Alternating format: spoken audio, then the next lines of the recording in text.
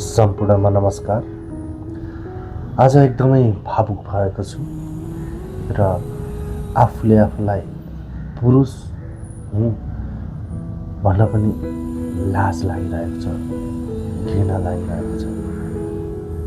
किन भन्नुपर्दाखेरि जुन पुरुषले आफ्नो छोरी चिन्दैन, आफ्नो दिदीबहिनी चिन्दैन, त्यो व्यक्तिलाई पुरुष भनिँदैन। यो नेपाल कहाँ गइरहेको छ? यो सभ्यता कहाँ गइरहेको छ? जुन धर्मको कुरा गर्छौँ हामी, छोरी चेलीलाई सम्मान गर्छौँ, तीजमा ती छोरी चेलीलाई सम्मान स्वरूप हामी एकदमै स्वागत गर्छौँ। तीज आइरहेको यो प्राङ्गणमा एउटा दुःखलाग्दो घटना घटेको छ।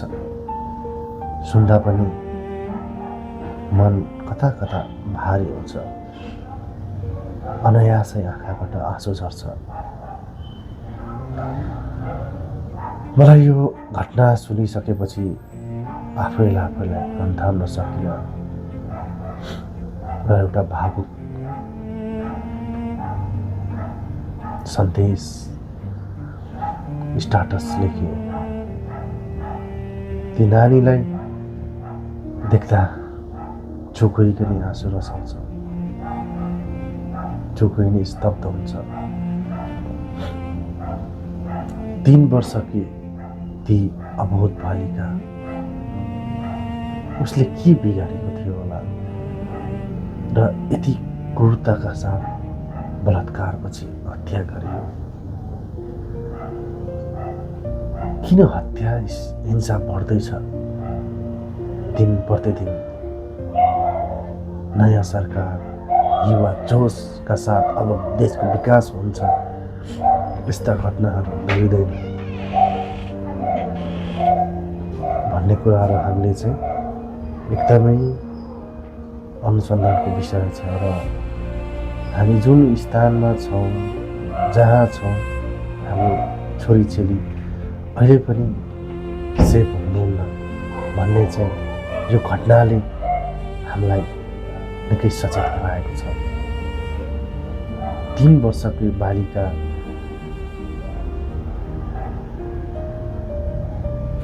गरिमा चौधरी 3 दिनपछि घरकै केही नजिकको सुनसान घरमा, कोही नबस्ने घरमा चाहिँ उनको शव फेला परेको छ। शवको स्थिति हेर्दाखेरि एकदमै भयानक, आँखा निकालिएको छ, जिब्रो काटिएको छ।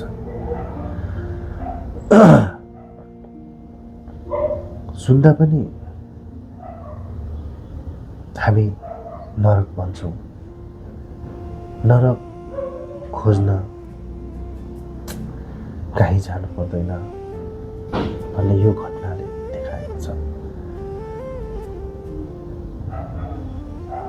उसले के गल्ती गरेको थियो? बिचारा राम्रोसँग बोल्न पनि आउँदैन, राम्रोसँग खान पनि आउँदैन, लाउन पनि आउँदैन। के खाने, के चिज के हो भनेर चिन्नसम्म नसक्ने अबोध बालिकालाई ती नचास 16 वर्षीय युवाले यति क्रूरताका साथ बलात्कार गरी हत्या गरेको सुन्दा मन भारी भएको छ, मन आत्तिएको छ।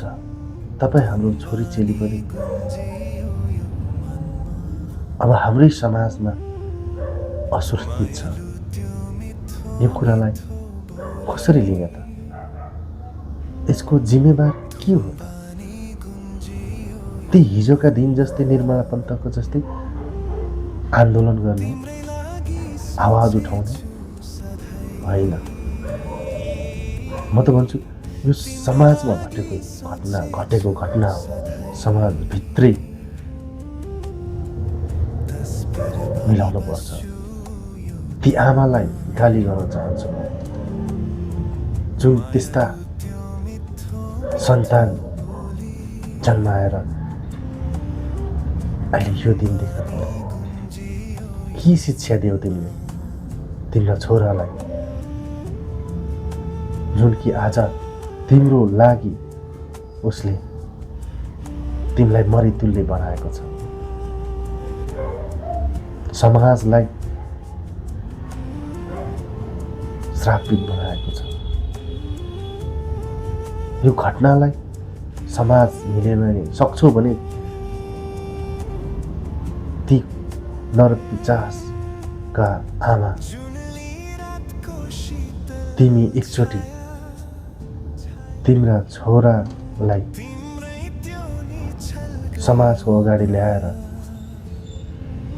पुरुष हुने घमण्ड गरेका तिम्रा छोराको लिङ्ग काटेर जिउँदै जलाउन सक्यो भने तिमी महान आमा हुनेछौ। पुलिस प्रशासन यहाँ त केही होइन।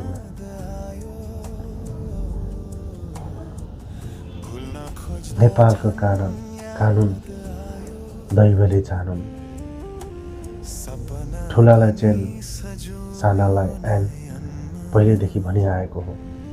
त्यो हिसाबले गर्दा तपाईँ हामी मिलेर ती युवालाई नेपालको कानुन बमोजिम होइन, अब हामीले मृत्युदण्ड, फाँसीको सजाय त्यो पनि नयाँ ढङ्गले तपाईँ हामी समाज मिलेर दिनुपर्छ। नभए यस्ता युवाहरू, यस्ता नरपिचासहरू धेरै जन्मिन्छन् र हाम्रो छोरीचेली कहिले सेभ हुँदैन। त्यसैले म आग्रह गर्न चाहन्छु सम्पूर्ण दर्शकहरूलाई, जति पनि हुनुहुन्छ, जति पनि हेर्दै हुनुहुन्छ, सम्पूर्णले यो कुरालाई मनन गर्नुहोला र यो आवाज सबैले सुनोस् र त्यो युवालाई मृत्युको पनि भयानक सजाय होस् र हामी एकदमै सामान्य मान्छेहरू हाम्रो छोरीचेलीलाई हुर्काउन, बढाउन, राम्रो शिक्षा दिन, सुरक्षित हुन सकोस् भन्न चाहन्छु।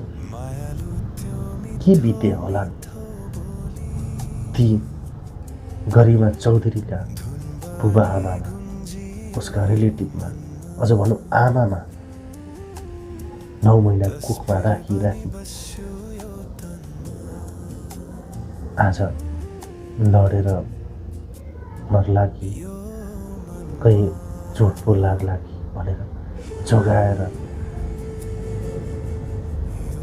यति 3 वर्षसम्म हुर्काएका ती आमाको मनमा किन यति ठुलो वज्रपात गराइदियो दैव? तपाईँ पनि साँच्चै नै किन त्यस्ता आमाहरूलाई कति चोट दिनुहुन्छ?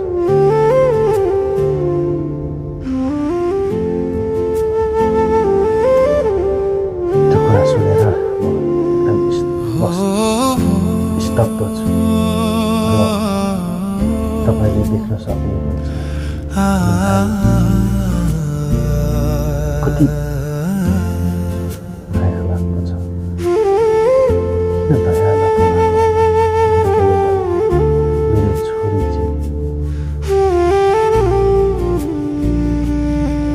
पुरुष हुनुमा घमण्ड गर्ने ती त्यस्ता त्यसरी नै सजाय दिनुपर्छ। धुनबानी गुन्जियो यो मनमा त्यो कुरा नै मायालु त्यो मिठो मिठो बोली फेरि यस्ता घटना धुनबानी गुन्जियो यो मनमा त्यसका हातहरू त्यसका लिङ्ग काट्नुपर्छ र काटियोस् यही भन्न चाहन्छु। नयाँ